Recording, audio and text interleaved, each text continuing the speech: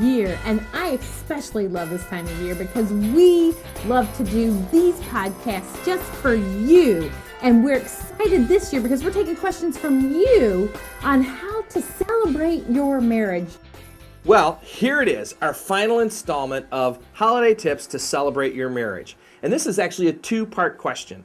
It comes from Jenny, and she asks, how often a month should a couple date? And the second part of the question is, what are some of your suggestions for some absolute great dates? Well, let me handle the first part. How often should a couple date? This is really one of those communication issues between you and your spouse.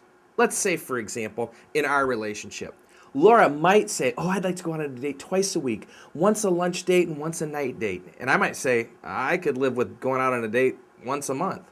Well, could you see how that wouldn't work? There's no compromise there. There's no solution there. I mean, obviously, twice a week's probably a little much. Once a month is definitely not enough. So what's the answer?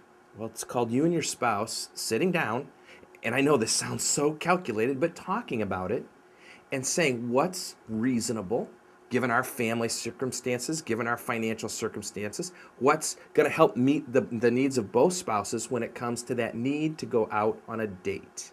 When it comes to planning a date, here's what we've done and here's what we've encouraged other couples to do.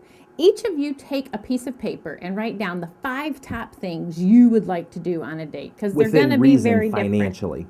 Because they're going to be very different. I like to do one thing, he likes to do another. So take those, write them down on a piece of paper, and then take turns. For instance, I'm going to write down that I want to go shopping. So this date, we're going to go shopping. He's not going to want to go shopping, but for this date, that's what we're going to do. The next date, we're going to pick something off of his list. He's probably going to want to go golfing. So on the next date, we're going to go golfing. Then we're going to come back to my list, and so on and so forth. You get the idea. Take turns. That way everybody gets what they want, and you'll have fun dating for at least 10 different times. Merry Christmas!